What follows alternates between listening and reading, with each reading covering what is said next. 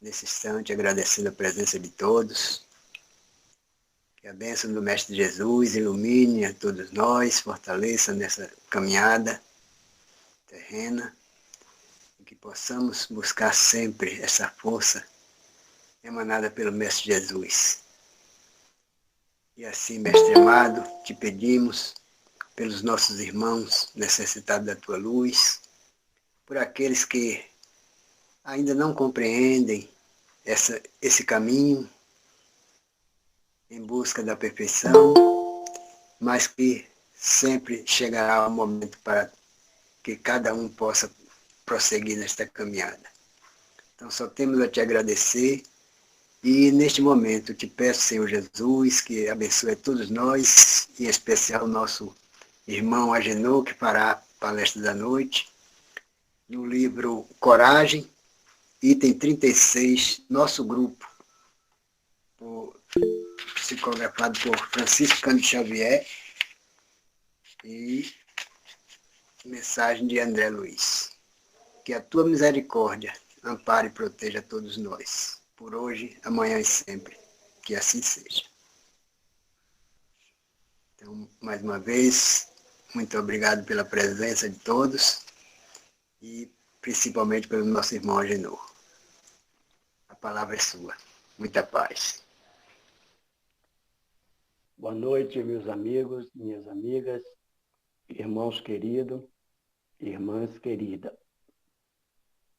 Agradeço. A primeira palavra é de agradecimento ao Centro Espírita Casa de Redenção, Mensageiro da Luz de Conceição do Almeida, por essa convocação mais uma vez.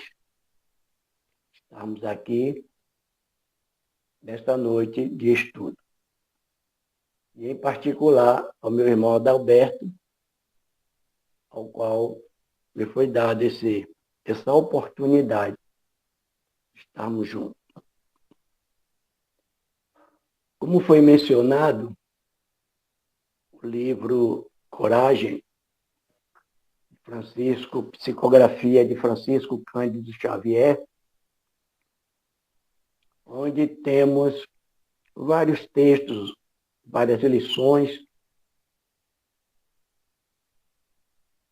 e a noite de hoje nos foi premiada com um texto do nosso querido irmão André Luiz.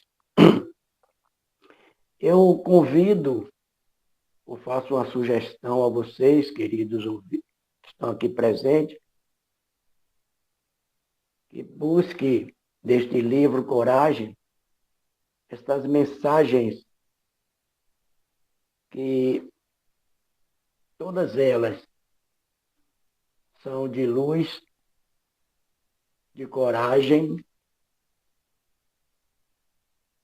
e que onde nós vamos lendo com calma, estudando, refletindo sobre o conteúdo, nós iremos encontrar, dentro deste contexto, alguma informação que sirva para cada um de nós. O nível de entendimento e de evolução, cada um vai interpretar de forma coerente dentro da sua proposta. Então, como eu disse que eu sugiro que leiam, eu não vou fazer a leitura de todo o texto, mas um ou dois parágrafos nós temos que analisar, principalmente no início do primeiro parágrafo, né, onde André Luiz ele faz uma observação muito importante sobre o título Nosso Grupo. Eu perguntaria a cada um de nós, dirigentes, frequentadores, trabalhadores, colaboradores, como é que está o nosso grupo? Como é que está a nossa convivência com o nosso grupo? Como está o nosso relacionamento com o nosso grupo? Será que esse relacionamento ele está inserido dentro daquela proposta de Dr. Bezerra de Menezes no livro Seara Bendita, no seu capítulo Atitude de Amor, onde ele diz, abre aspas, a melhor casa espírita será a que mais implementar o regime de amor em grupo, imprimindo a seus deveres um caráter educacional. Na abertura, a gente percebeu o interesse da irmã Eliana e dos demais sobre a importância que é, no grupo espírita, o estudo. E, acima de tudo, como diz o Dr. Bezerra de Menezes, é implementar o regime, não de amor, um regime de amor em grupo. E que seria esse amor? Esse amor seria a compreensão de que cada componente desse grupo tem a sua singularidade. Cada um é tão importante quanto o outro. Um faz parte desse elo de um grupo para que esse grupo realmente exista. Então, como diz André Luiz, ele faz a primeira observação dizendo o seguinte: nosso grupo de trabalho espírita cristã, em verdade, assemelha-se ao campo consagrado à lavoura comum. Bem, meus irmãos, prestemos atenção nesse espírito fabuloso que é André Luiz, onde ele tem a sua ideia, e a ideia desse capítulo. Boa noite, minha irmã diz, Daci. É a argumentação, essa construção que ele faz, argumentativa, de argumentação, onde ele compara, e todo o texto é mais ou menos baseado nisso, onde ele compara o ambiente interno das pessoas com o ambiente do campo consagrado à lavoura. Ora, essa comparação, ele diz muito bem claro, que é uma semelhança. E quando ele diz que assemelha, ele está nos afirmando que parece, que lembra a um campo de lavoura. Aí a gente vai a 2000 anos atrás e presta atenção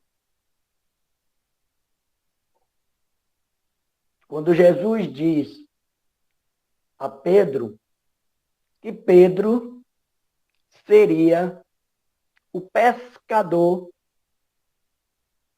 de gente, de pessoas. Na época em que Jesus esteve aqui conosco,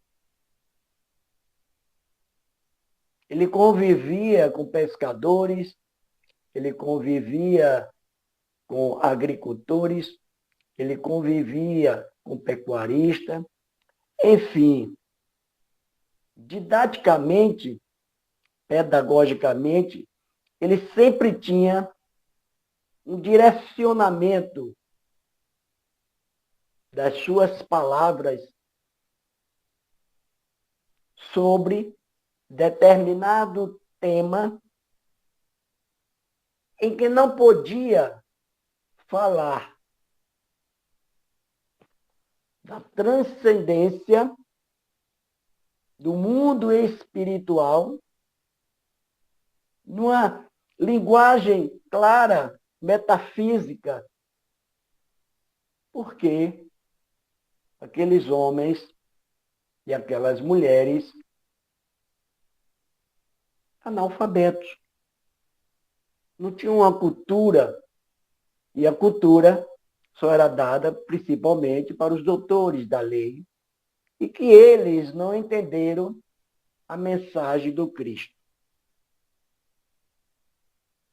Ora, a gente procura saber e dizer assim, que seria um grupo. Quando eu fiz a primeira pergunta para vocês, como é que está o nosso grupo espírita cristã? E como é que nós, cada um individualmente, está inserido nesse grupo? Se a gente vai fazer esse paralelo, como o André Luiz fez, do grupo espírita cristão com a lavoura, o campo, todos dois, dentro desta visão de André Luiz, tem muito sentido. Ora, por que, Agenor? O que é que vem ter o grupo com o campo de lavoura? Principalmente, a gente dentro, quando está inserido no grupo, a gente sabe que somos um conjunto, é um conjunto de pessoas que reunido tem que formar um todo. Um grupo não pode ser um só. Um grupo não pode ser o presidente do centro. O grupo não pode ser uma determinada pessoa ou fundador do centro que se acha no direito de querer mandar e desmandar. Então, isso não é grupo. Um grupo se compõe de duas ou mais pessoas. Que quando o mestre disse, onde estiveres duas ou mais pessoas em meu nome, eu lá estarei. Então, um grupo se constitui dentro de uma objetividade que é de interação.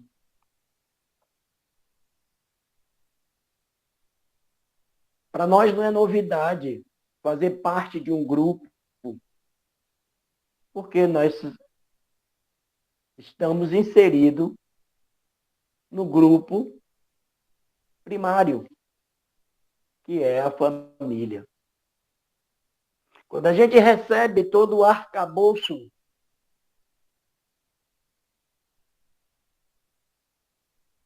de como vamos nos comportar no grupo secundário, que é a educação que recebemos em casa dos primeiros mestres, que são os nossos pais, os nossos familiares, nós vamos partir para o grupo social, que pode ser o centro espírita, qualquer outras agremiações, porém, neste grupo é necessário que haja interação entre os seus participantes. E qual é esse objetivo? Qual é esse objetivo dessa interação social? O que é que ele pode nos contribuir, principalmente no centro espírita? O que é que eu tenho que fazer no centro espírita? Para que eu tenho que ser espírita e ir para o centro espírita?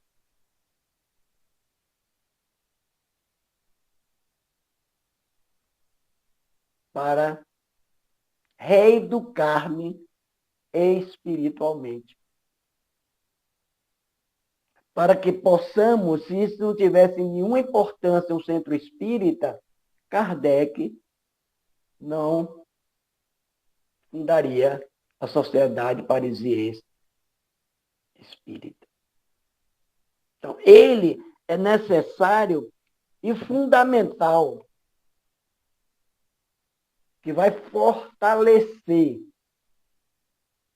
cada vez mais os nossos valores éticos que aprendemos no primeiro grupo primário, que é a família, e esses valores éticos fundamentais desse desenvolvimento moral de todo ser humano. Aí é que nós estamos inseridos nesse grupo. O grupo só cresce com a participação de todos.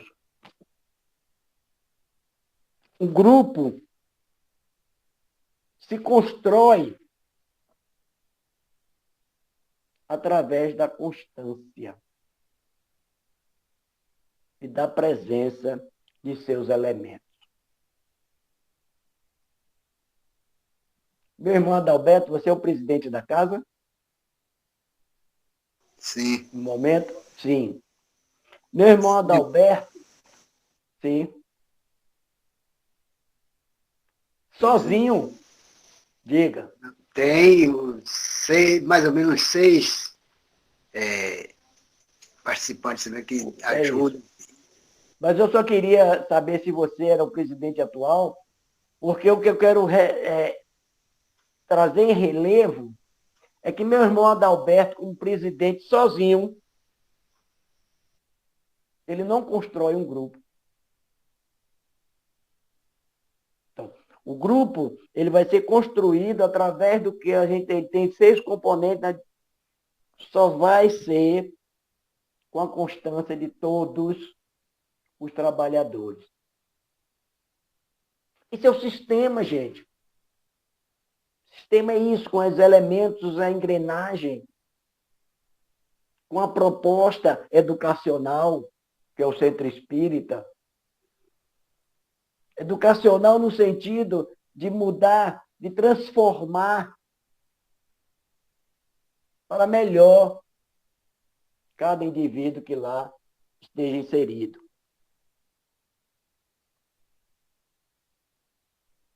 Um grupo, o presidente e a diretoria, frequentadores, colaboradores,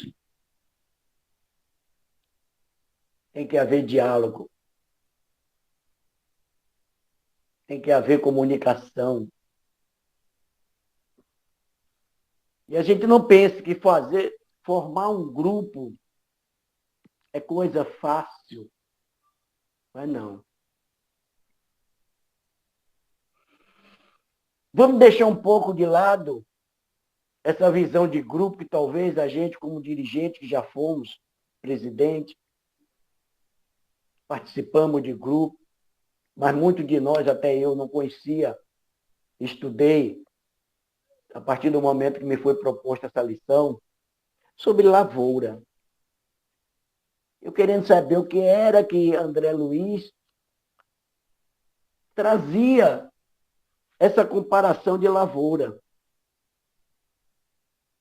O que é que tem de relevante, de similaridade entre um grupo espírita e um campo de lavoura?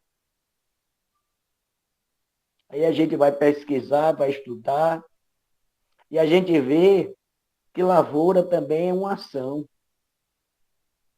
Que a lavoura também é um preparo da terra. Olha que sabedoria, que inteligência, que perspicaz de André Luiz. O Centro Espírita é uma ação de preparo da terra, que somos nós, nosso coração, nosso modo de ser. Quando nós estamos no Centro Espírita, nós estamos também em ação. A espiritualidade, junto com a nossa boa vontade de ser participativo, no sentido de colaborador, e deixar de ser frequentador, só frequentador. temos que laborar na casa espírita.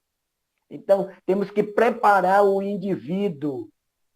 Olhe a sintonia, a sincronicidade de André Luiz. Trabalhar o ser humano na casa espírita, preparando-o para que ele seja, lá na frente, transformando na lavoura. Quando a gente coloca as sementes na terra, elas serão transformadas em safras e novas culturas.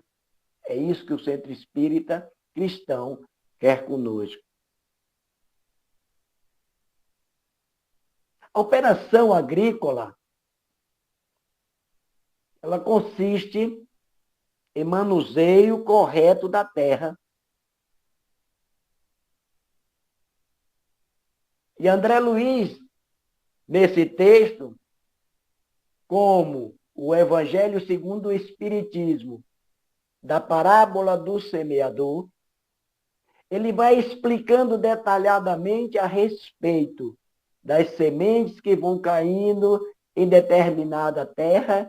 Umas produzem, outras não produzem, outras não servem, outras é apanhada pelos pássaros, pelas nossas distrações, pela nossa falta de desinteressado para a participação da lavoura no centro espírita.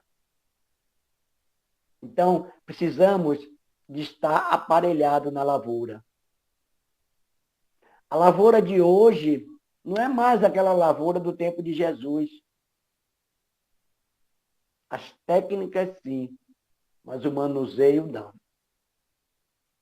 A casa espírita, quando ela foi fundada pela aquela boa vontade de seu presidente, dono, que nós tínhamos principalmente no interior, é diferente hoje. Hoje nós temos normas, nós temos estatutos, nós temos leis, nós temos que fazer as coisas corretas no sentido administrativo. Então, precisamos adubar a terra, precisamos de nutrientes, porque senão o plantio não há desenvolvimento. Na lavoura, a terra também tem ervas daninhas. Temos que ter cuidado com elas. Então, é importante que a gente, principalmente quem lavra, quem é agricultor, ele sabe quais são os tipos de lavoura. Ele sabe qual é o tipo de agricultura que irá plantar. Ele sabe para qual terreno determinadas sementes dentro desse preparo da sua forma adequada para receber o plantio. Voltamos para o grupo espírita. A gente vai botar alguém para falar, fazer uma palestra na casa espírita, se essa pessoa não tem esse dom, nós estamos cometendo, às vezes, até injustiça. Eu não sei falar, eu não gosto de falar, eu tenho vergonha de falar ao público. Mas eu sei fazer isso, isso, isso e isso. Ótimo. Então, o bom lavrador, que é o seu presidente, ele deve saber, como agricultor que ele é, quais são as sementes que devem atuar no nosso campo de ação na casa espírita. Adequar cada pessoa em determinadas tarefas conforme ela saiba e queira desenvolver. Então, a partir deste propósito, meus amigos e minhas amigas, nós vamos entender o que é um grupo. Dentro dessa análise que eu estou fazendo do meu entendimento, vocês irão fazer quando ler esse texto de André Luiz, nosso grupo.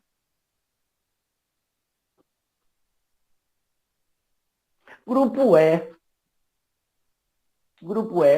grupo. Parece uma redundância, mas não é não. Dentro daquele grupo com a reticência, se a gente perguntar o que é grupo, grupo é grupo. Uma reunião de pessoas que têm os mesmos objetivos, que têm o mesmo propósito, que queiram interagir, que queiram funcionar, que queiram crescer juntos. A casa espírita, casa de redenção, mensageiro da luz, tem que ter um grupo para que a sua luz, ela é mensageiro da luz. Olha que responsabilidade. Não pode ficar debaixo do alqueire. Mensageiro da luz tem que espargir essa luz. Tem que preparar o terreno, mesmo que tenha poucos trabalhadores, mas que sejam trabalhadores constantes, conscientes das responsabilidades que estão ali por livre e espontânea vontade. Então, quando nós estamos no grupo, a cada encontro que nós vamos fazer alguma reunião, principalmente administrativa, a cada encontro sempre é imprevisível.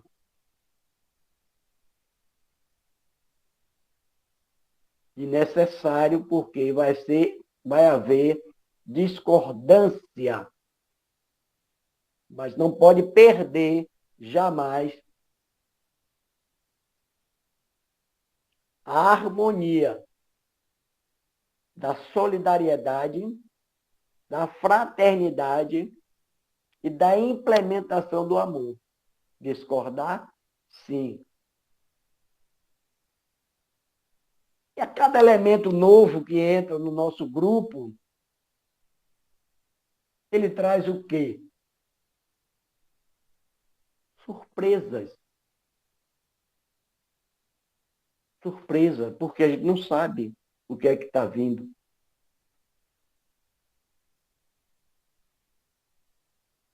A cada interrupção da rotina, não vou mais, vamos fechar esse centro, é uma coisa inusitada. Mas o gostoso é que a cada encontro, ou como nós estamos fazendo hoje, é um novo desafio. Eu, na quinta-feira passada, estava fazendo a palestra aqui no Centro Espírita Alfabeto Divino, aqui em Miguel Calmon, e hoje eu estou aqui com vocês. Então, sempre um novo desafio.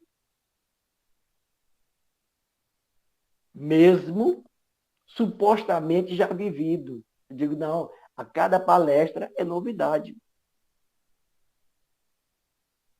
No grupo, a gente não pode deixar de lado, sempre houve e haverá conflito. Sempre haverá rompimento.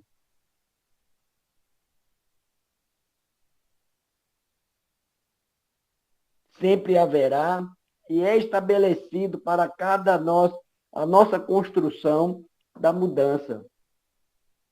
Vamos estar sempre em movimento no sentido que precisamos mudar. Isso não está certo?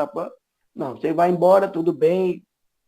Então, porque a cada tempo no grupo tem sempre um ciclo. E nesse ciclo, a gente sabe que vai ser um novo parto. A gente sabe que vai ser um novo compromisso. A gente sabe que vamos ter que fazer as coisas como ela deve ser feita. Para isso, a gente tem uma relação de reunião administrativa para fazer as análises do que está correto, melhorar. E o que está errado, refazer para estarmos cada vez melhor.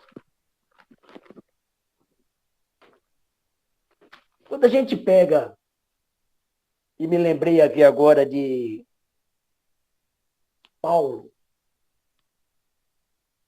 de Tarso foi um dos maiores divulgadores do cristianismo, o apóstolo dos gentios. E ele diz, na segunda carta de Timóteo, no capítulo 2, versículo 6, ele narra o seguinte: o lavrador que trabalha deve ser o primeiro a gozar dos frutos.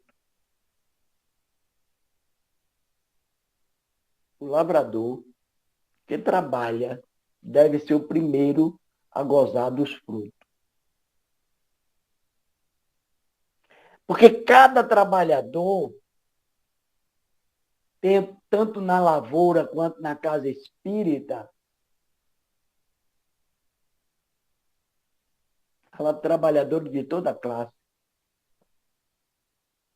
Quando eu falo trabalhadores de toda classe, a gente está inserido naquela ordem da questão número 100 do livro dos Espíritos. Onde é que nós estamos inseridos? Em que classe?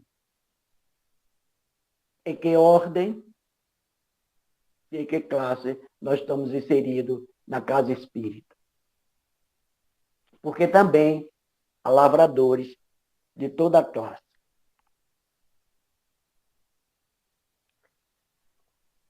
É responsabilidade do grupo espírita formar reuniões de estudo. E Kardec coloca na introdução do livro dos Espíritos a necessidade de estudá-lo e estudar a doutrina no todo, porque é necessário que o seu trabalhador, que vai se denominar lá como espírita, ele tenha conhecimento dos fundamentos da doutrina dos espíritos. Porque quando nós estamos sendo questionados a respeito da nossa doutrina, a gente não pode ficar em silêncio e nem concordar com o que as outras pessoas pensam sobre, erroneamente, do Espiritismo.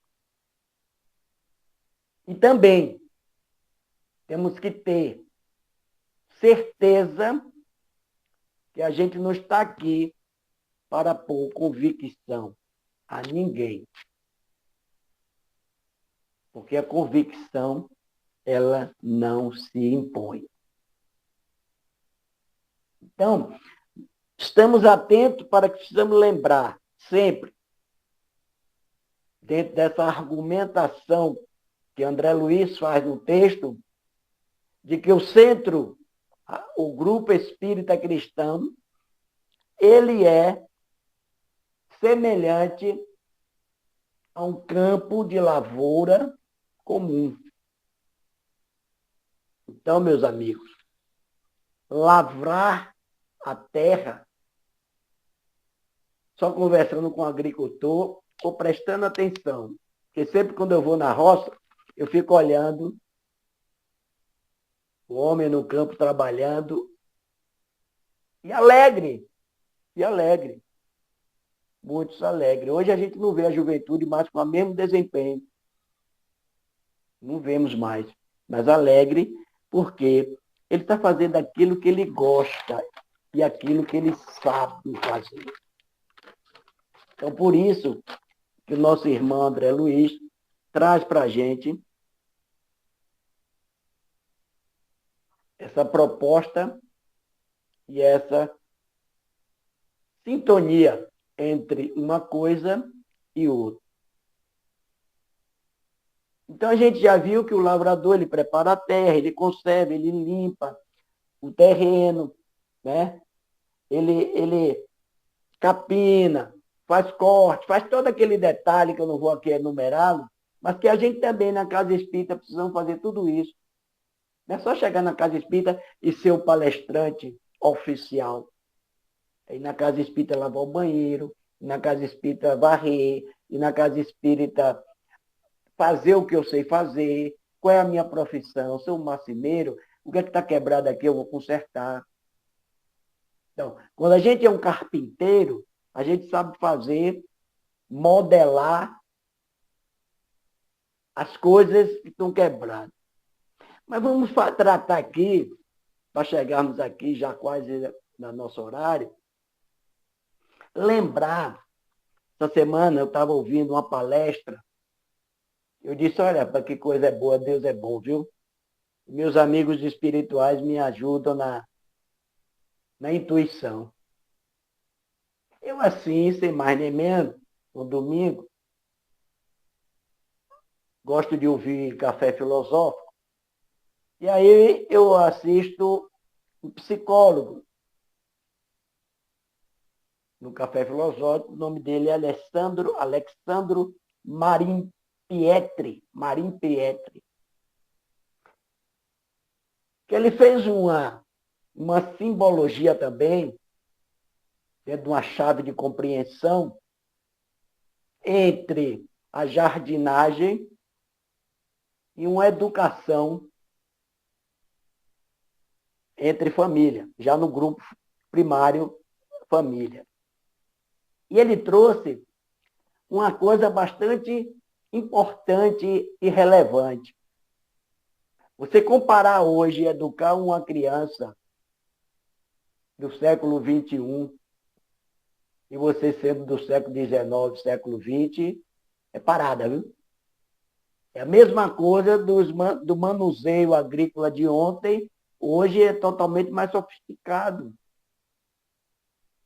E como é que você vai acompanhar um jovem, um adolescente, sem estar preparado psicologicamente, sem estar com os atributos necessários para o encaminhamento moral e espiritual, caráter, ética, tudo isso no conjunto com os filhos.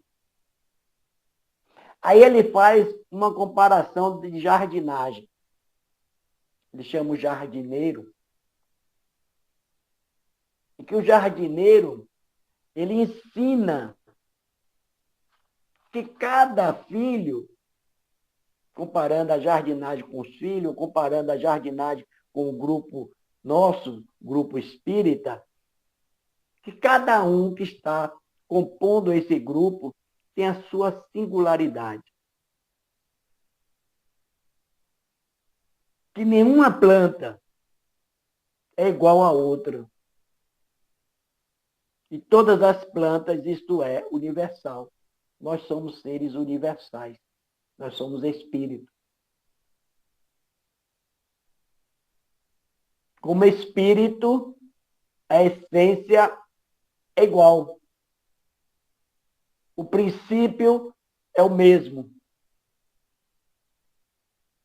Mas a singularidade não é a mesma.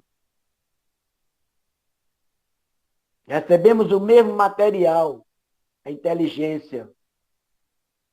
Uns estão usando com mais rapidez, outros estão lento, outros estão quase parando, pegando no tombo, mas estão todos inseridos, todos estão dentro do jardim. Todos estão no campo. Então, a maneira como nós vamos plantar é igual. Porém, cada planta que está no grupo espírita ou na lavoura não é igual. Cada uma é diferente da outra. O tempo de dar a colheita, dar os frutos, demora ou pode não dar. Porque a função do lavrador, do jardineiro, é plantar. E a colheita depende da vontade do Pai. A jardinagem, assim como no grupo espírita, nos ensina sobre direitos. Nós temos direito. Porém, não podemos tudo. Eu tenho direito, porque eu tenho livre-arbítrio. É o que eu aprendo na doutrina espírita. Porém, nem tudo me convém, assim como dizia Paulo. A coisa acontece com aquela pessoa ou com aquela planta e, às vezes, a maioria das vezes, nós não podemos controlar aquela pessoa ou aquela planta. O presidente da casa espírita é um jardineiro, que tem como jardineiro mestre Jesus. Então, se ele é um jardineiro atual, se o presidente ele é atento, se ele é cuidadoso, se ele é amoroso, ele vai reconhecer a singularidade dos frequentadores, dos colaboradores e dos dirigentes. Por quê? Porque ele é um presidente atento às singularidades. Outra coisa que o psicólogo Alexandro falou. A jardinagem nos ensina sobre o tempo. E o tempo tem 3 dimensões. Primeiro, a gente não pode criar um jardim no século XXI com as mesmas técnicas do século XIX. Trazendo para a visão do nosso grupo, a gente não pode ter o mesmo trabalho, a mesma dinâmica no século XIX, quando se abria as casas espíritas, com hoje. Hoje nós temos essa ferramenta que Kardec não tinha.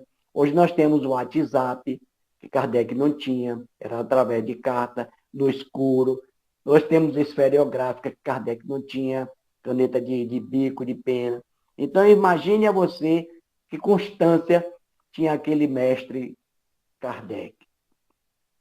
A segunda dimensão desse tempo é que cada planta tem o seu tempo, que precisa ser respeitado. No nosso grupo, cada pessoa, cada elemento, ele vai ter seu tempo. Nada de sufocá-lo. Deixa ele. Deixa ele só quer fazer doutrinário, ouvir doutrinário e tomar passe de água fluidificada. Deixa. Que ele vai se ajustar com o tempo. E o terceiro é o tempo que a gente tem para dedicar ao jardim, o tempo que a gente tem para se dedicar à casa espírita, porque nós precisamos de tempo. Então, vamos nos envolver com muitas tarefas que a gente pode não dar conta e deixar no meio de caminho. E aí, quando nós estamos falando de tempo, nós precisamos garantir, olhe bem, as condições sociais para estarmos reunidos no nosso grupo espírita cristão. As condições são fundamentais para o crescimento, para o desenvolvimento da casa espírita, que somos nós. Casa espírita é uma estrutura física, material.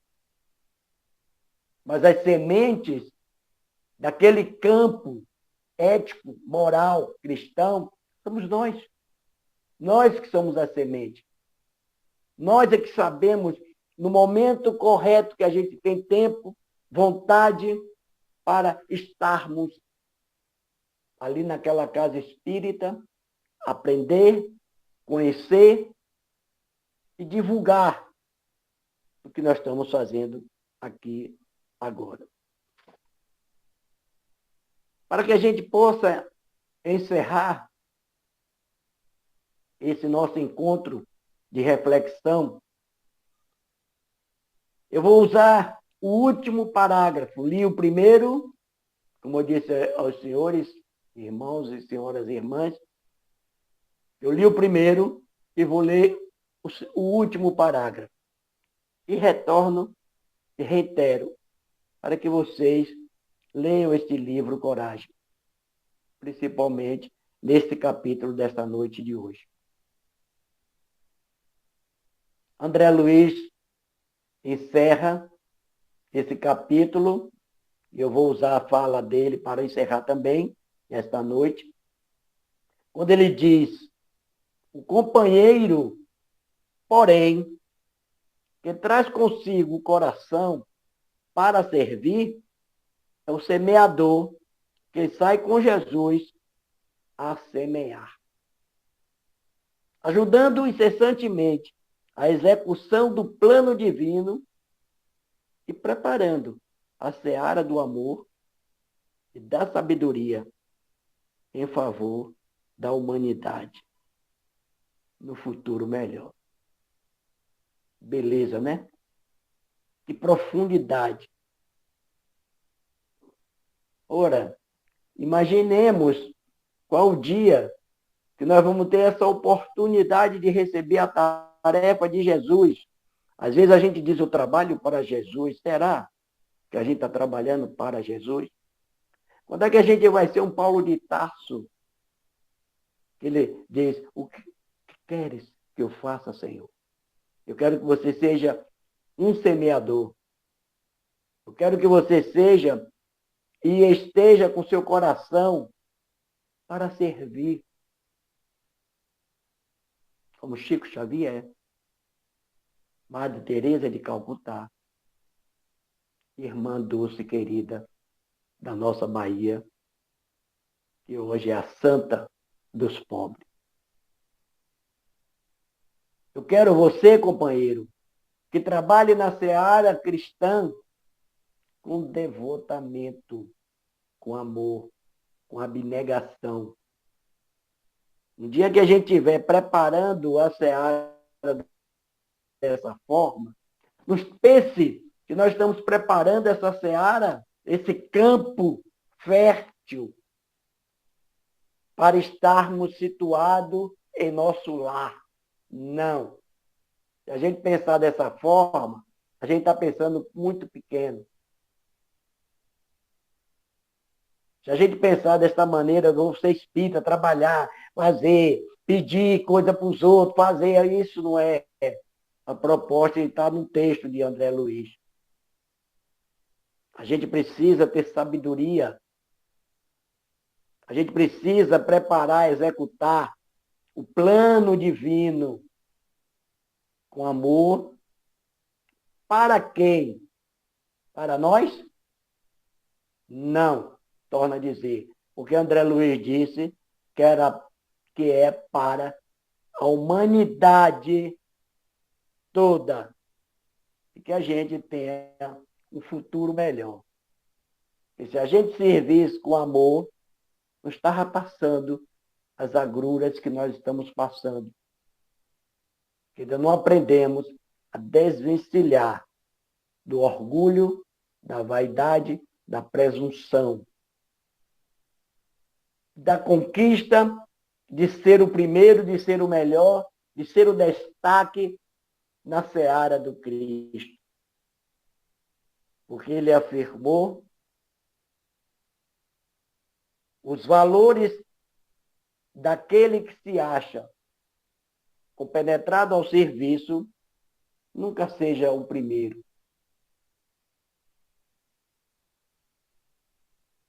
Nunca busque o destaque. Quando a gente está pronto para servir, nós vamos ser servidores e não doutores. E assim, meus queridos e minhas queridas, ficamos por aqui, agradecendo a vocês a paciência, a tolerância de estar junto, me escutando, o ponto de vista, a minha compreensão, os esclarecimentos dessa lição e desse convite que o irmão Adalberto colocou hoje para que eu pudesse trabalhar com vocês. Eu só posso estar grato, mais uma vez, querido irmão Adalberto. Muita paz a todos. Muito obrigado. Que Deus proteja todos nós. Então, a mensagem que vem nos fortificar e direcionar um caminho mais tranquilo, como a gente pode dizer, porque estamos habituados a sempre estar dizendo que as coisas estão ficando difíceis, que às vezes falta coragem, mas o próprio livro vem nos mostrar que mantenhamos com a nossa fé, que pequenina que seja, mas quanto mais a gente busca essa fé, a gente supera esses obstáculos. Porque todo o processo terreno aqui, tudo passa. Então, se temos a certeza de uma vida futura, estamos em busca dela. Então, vamos tornando criaturas melhores, porque hoje não somos mais a criatura que éramos há 20 anos atrás. Então, quando a gente busca uma mensagem da doutrina, a gente começa a se libertar de muitos hábitos, de muitos processos que trazemos do passado. E aí é um esforço muito grande para a gente sair desse processo anterior. Mas de reencarnação em reencarnação já mudamos muito, estamos mudando e com certeza vamos mudar muito mais. Então tem mais alguns minutos, tem mais pessoas aí querendo também fazer os seus comentários. Isso é bom. Estamos em grupo.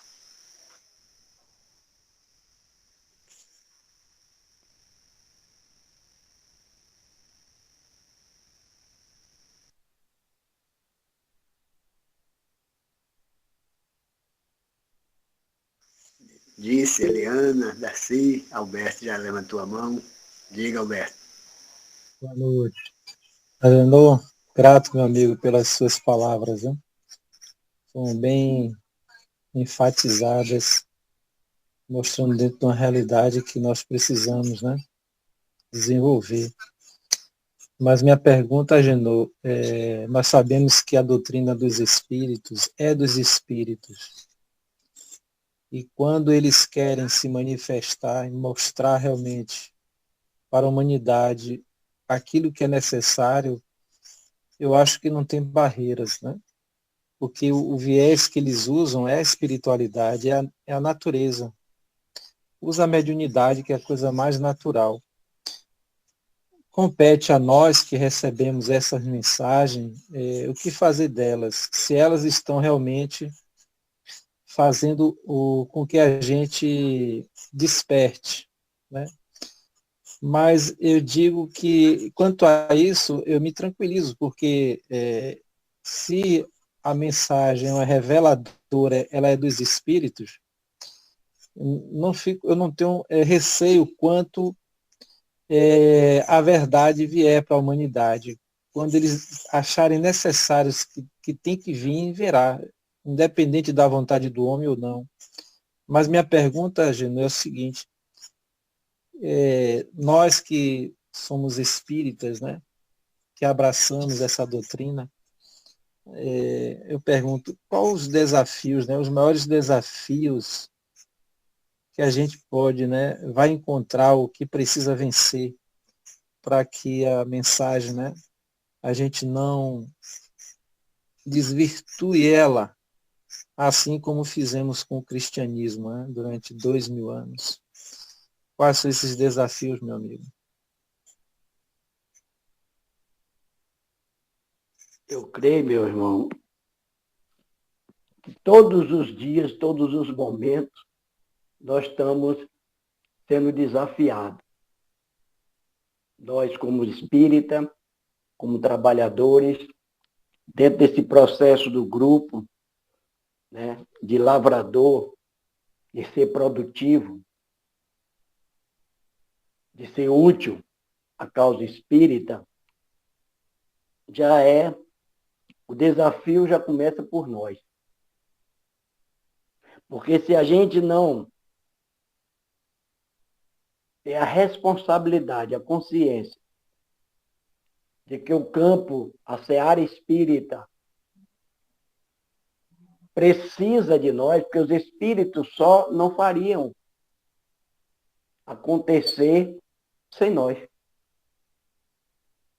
Então, o desafio maior é hoje educar o médium das suas tarefas como um lavrador, que ele assim o é, porque cedo ou tarde houver negligência, é como o caso aconteceu com Kardec. Se você não assumir a responsabilidade, a gente acha outro. Ponto. Porque o trabalho não é nosso, como você frisou bem, porém, ele precisa de técnicos, vamos dizer assim, que correspondam às necessidades do melhoramento da humanidade. Tempo para a espiritualidade, dentro da singularidade, ele vai dizer, Alberto não está pronto, não quer, vou arranjar outro. O desafio que coloca somos nós. Os empecilhos, às vezes, somos nós. Porque quando Kardec, com os espíritos, ele codifica essa doutrina dos espíritos, nós já tivemos a parte da espiritualidade que foi chamar a atenção, que era o período da curiosidade. Hoje nós estamos na parte intermediária entre o aspecto religioso e o aspecto da regeneração social. Precisamos regenerar essa humanidade, como disse André Luiz no final do texto. O desafio é regenerar essa sociedade que estão perdida nos prazeres das informações simultâneas, principalmente nós espíritas, precisamos ler mais, compreender mais, estudar mais, para que a gente possa desempenhar o nosso papel de jardineiro, de lavrador, de construtor de um mundo melhor. Então, eu vejo, no meu ponto de vista, na minha colocação, as casas espíritas estarem empenhadas, principalmente naquilo que Bezerra chamou de implementar o amor. Eu acho que o desafio maior é a falta de amor, que ainda não temos para uns com os outros. Então, se a gente não fizer isso, cedo ou tarde, os campos espírita cristã podem desaparecer. Mas surgirão. Porque se você já está pronto aqui agora, vai surgir de novo novos lavradores, novos trabalhadores, para que isso não desapareça. Mas isso é fundamental. E a gente viu também, no terceiro período, que foi das lutas. É um desafio muito grande. O desafio do terceiro período, de 1861 a 69, foi muito grande o desafio.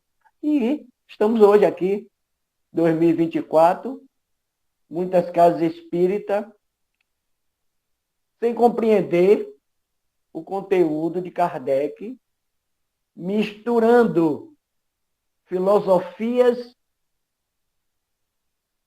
novidade, mas Kardec fica na prateleira.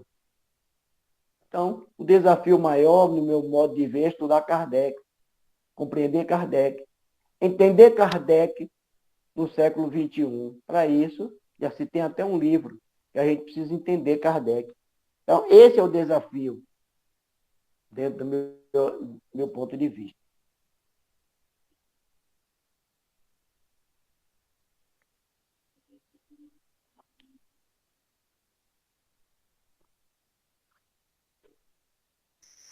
Mais alguém? Parabéns, Agenor. Excelentes reflexões. Muito boa mesmo. Obrigado, minha irmã. Deus te abençoe, ilumine sempre seus caminhos de todos. A nós todos. A nós todos. Muito obrigado, querida.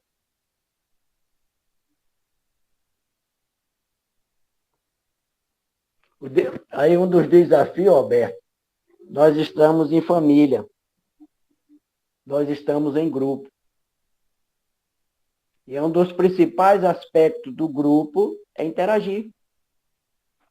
Não que eu saiba as respostas, ou qualquer outro expositor, porém, é um desafio maior que a gente precisa quebrar essa barreira das religiões que a gente veio anterior a essa. A gente só fazia ouvir e dizia amém a tudo. Como diz nossa irmã Joana de Ângeles, nós trazemos esse arquétipo do silêncio, que não pode falar, não pode dizer, não pode conversar. E a gente precisa quebrar essa barreira. O maior desafio é esse. É trocar ideia, trocar informação. Porque eu não vou ficar acanhado se eu não souber uma resposta que me seja dirigida. Porém, a gente precisa trocar informações. Isso é comunicação. Isso é doutrina espírita. Eu acho que, para mim, é o maior desafio, é a gente quebrar esse silêncio. A gente, me perdoe a minha franqueza, se esconder atrás da câmara. Hoje, se a gente tivesse um centro espírita, a gente conhecer pessoas novas, conhecer vocês, através do olhar, do sorriso, né? Dessa visão que a gente vai ter um do outro, isso vai fazer com que a gente fique até mais à vontade em conversar, porque vê nos olhos, vê na fisionomia, espíritos, amigos, irmãos, que têm as mesmas carências que a Genô tem, que a Alberto tem, todos nós. Estamos aqui no processo de crescimento, é o processo de transformação. E para me transformar, precisamos do apoio um dos outros. Me parece que a irmã Rita queria abrir o microfone, fique à vontade. Ô, Agenor, não atrapalhando Rita aí, eu acredito, eu não sei se eu estou certa, que a doutrina espírita é o ponto de partida para toda a humanidade, né, para a regeneração, para ajudar, para encaminhar essa humanidade que ainda estão caminhando desalinhadamente.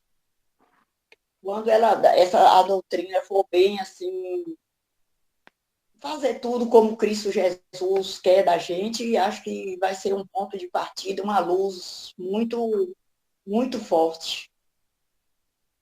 Eu acredito o seguinte, minha irmã, que nós já estamos começando.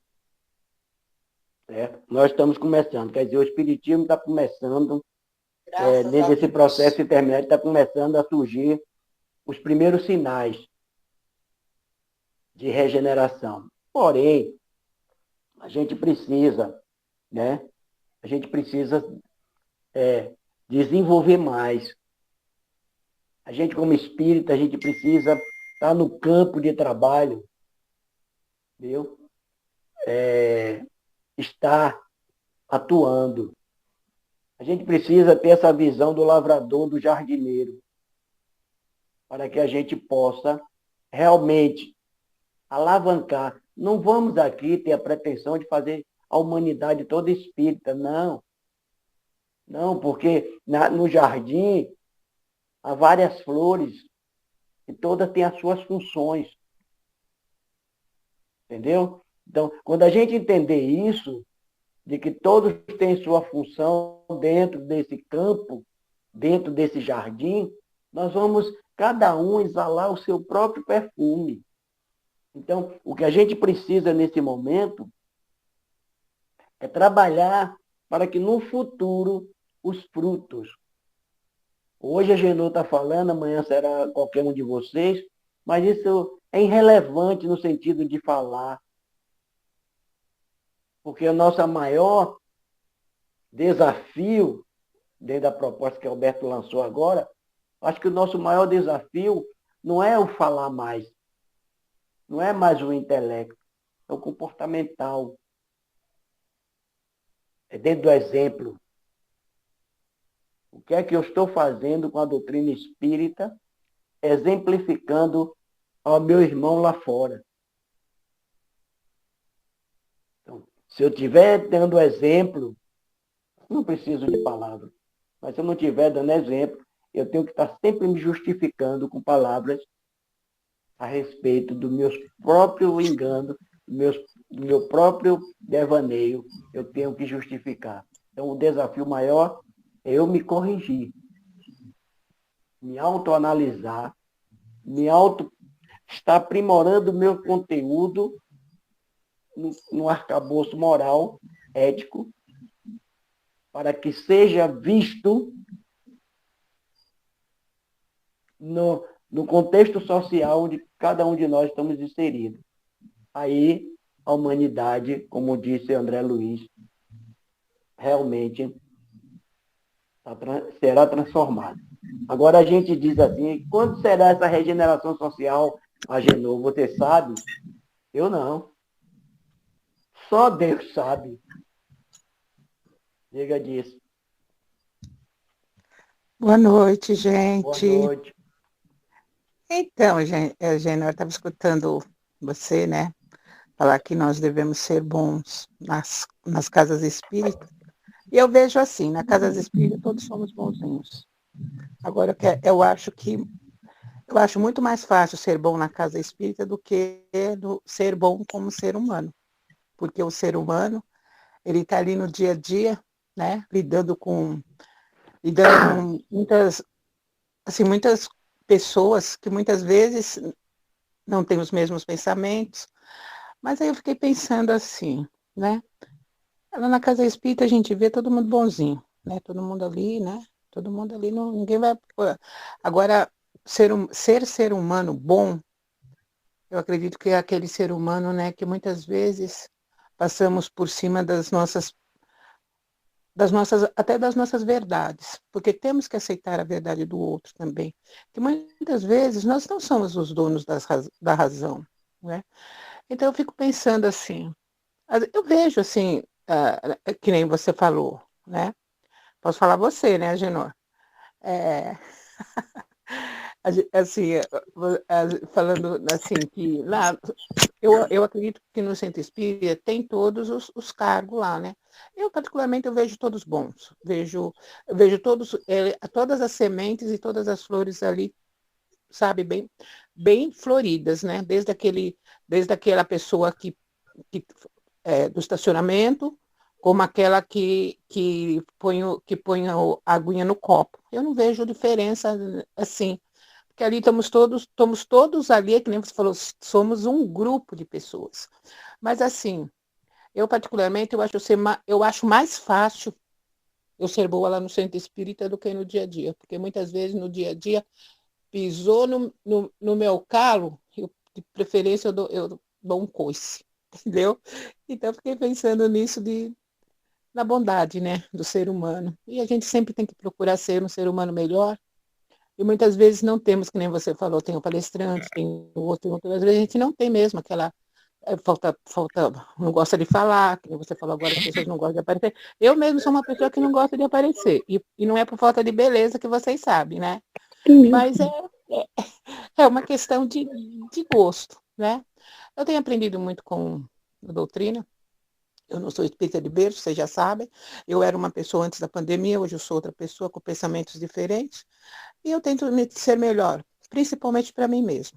Sabe, eu não vou ser bonzinho, vou falar um sim para o outro, quando a minha vontade é falar não. Eu ainda vejo assim e não procuro ser aquela pessoa, sabe, aquela pessoa que aceita tudo, que fala assim a tudo. Eu não sou essa pessoa. E acho que nessa reencarnação eu não vou ser, porque assim, eu me estudo muito também, estudo palavras, pensamentos, né? E tenho assim, uma diferença assim de ver assim o mundo. Eu vejo o mundo muito belo, uma coisa muito bonita, sabe? Independente, sabe, da religião, de doutrina. Ah, e é isso, né? Cada um tem seu ponto de vista. Às vezes eu fujo um pouco assim das pessoas que pensam dos espíritas, né? Mas eu acho que é o mesmo caminho, um caminho pode ser um caminho diferente, mas lá na frente a gente se encontra e a gente vai passar as nossas experiências um para o outro. Eu vejo assim. E é isso. Ok, obrigado. Interessante o seguinte, eu deixar bem claro que quando eu falei no desafio, eu respeito a cada um de vocês ficarem com sua câmera desligada. Não é imposição, pelo amor de Deus. A única coisa que eu disse aqui, um desafio, é que a gente, como grupo, estamos inseridos e a gente precisa se conhecer. Porque se estivéssemos na casa espírita, a ideia do desafio foi esse, mas não de respeitando a singularidade de ninguém, pelo amor de Deus. Porque é importante que a gente está distante, mas o coração está unido, porque nós temos uma teia, a teia divina, ela faz com que a gente fique conectado através dos olhares, mesmo na tela, que a gente fique conectado no coração. Então, na casa espírita, se a pessoa quer se passar de bonzinho, eu disse, às vezes é hipocrisia. Não deve se passar de bonzinho se não for bom. Porque bom só é Deus. Assim disse Jesus. Porém, a gente tem que saber controlar os desafios. Porque o lavrador, ele contorna esses desafios, às vezes, da própria natureza, e não perde a dinâmica do outro dia, o labor. E o espírita, no seu campo de ação, ele não pode estar em pânico, ele se desequilibrar. Ele tem que ser alegre, deve ser alegre. Porém, vai encontrar no grupo espírita o desentendimento. Richard Simonetti dizia que a gente brigue muito na casa espírita. Quebra o pau. Era assim, eu acho que foi um termo que ele deu. Porém, na rua, sejamos espírita no comportamento. E quando eu disse que a gente precisa se esforçar, o nosso desafio, não é que a gente ainda faça isso, mas o nosso desafio é na rua, na humanidade, com as outras pessoas, e dizer assim, olha, fulano se comportou de tal maneira, ele é o quê? Ele é espírita. Então, veja só que bandeira nós estamos tremulando.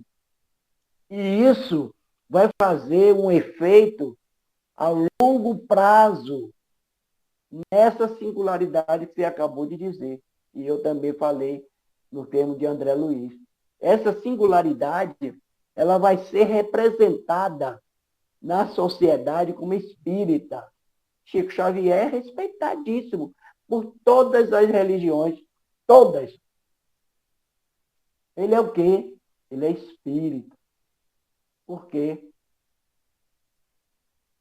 Porque ele teve moral para assim ser respeitado. Então, o trabalho é árduo, não é fácil.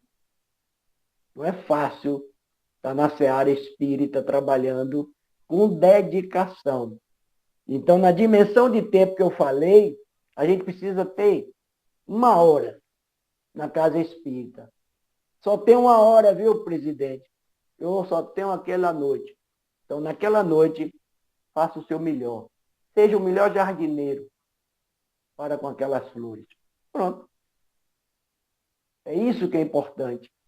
E isso fazendo constantemente, todas as noites que você se dedicou à seara, ao campo cristão, cada dia que você vai superar a sua expectativa de cada dia que você estiver na casa espírita, você vai fazer o melhor, o melhor, o melhor, o melhor. E aí isso vai se tornar hábito.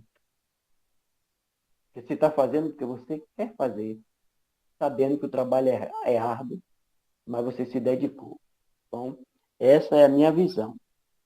É o teu coração, como disse André Luiz no final. É teu coração para servir. Se a gente não tiver o coração para servir, não adianta estar na casa espírita. Eu vou para a casa espírita, pô, hoje é minha novela. Rapaz, hoje é o aniversário de meu filho. Hoje é isso. Naquele meu dia de plantão, se eu tiver plantonista, for médico, eu vou deixar de usar meu plantão porque eu tenho um aniversário, eu tenho um casamento, eu tenho um futebol, eu tenho assistir meu Flamengo, assistir meu... Não, eu tenho que estar lá, atuando naquilo que eu me propus, naquilo que é minha obrigação, meu dever. Meu irmão, a palavra está com você, Adalberto. Mais alguém? Caso não tenha, já Rita posso. não ia falar, seu Adalberto? Não, é que ela está com um celular novo, ela sempre sai e volta. Está ainda. Eu acho que sim. E aí, se tiver mais alguém, pode Acho que, terminar. Adalberto, licença aí. Acho que ficou compreensível, né, gente? A minha proposta, a minha solicitação de eu ver vocês, de conhecer vocês. Mas não foi nada impositivo, pelo amor de Deus, viu? Tudo tranquilo. Então, peço para a própria Genô fazer a prece final da doutrinária da noite. Muita paz a Ok, todos, meu irmão. proteja.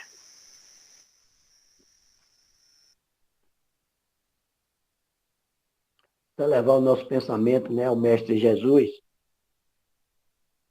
nosso educador por excelência, que também não encontrou moleza, né? Quando aqui esteve conosco. Mas ele se dedicou com alegria,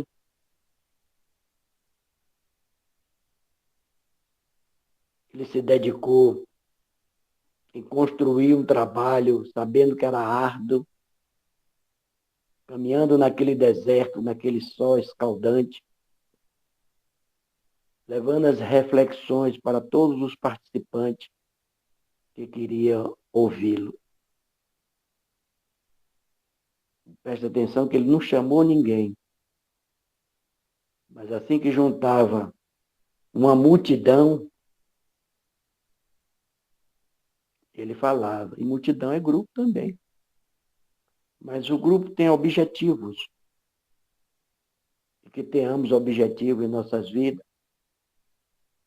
Que a gente confie na misericórdia de Deus.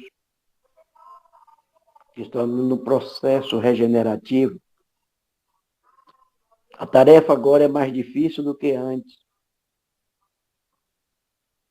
Estar inserido no campo da seara de Jesus é realmente fazer calo nas mãos. É chorar. Mas ter coragem. Coragem para enfrentar as adversidades. Coragem para enfrentar o desequilíbrio. Coragem para enfrentar os desentendimentos. Coragem para enfrentar as diferenças. Coragem para enfrentar as brigas. E, acima de tudo, ter coragem para fazer silêncio no momento que o silêncio vai ser a nossa melhor defesa contra a incoerência. Só tenho que te agradecer, Mestre Jesus, agradecer Deus Todo-Poderoso, meu anjo guardião, está sempre me inspirando. No momento em que tu está trabalhando, estudando, eu recebo as orientações necessárias para conversar com meus irmãos queridos. Muito obrigado. A Casa de Redenção. Muito obrigado, meus irmãos.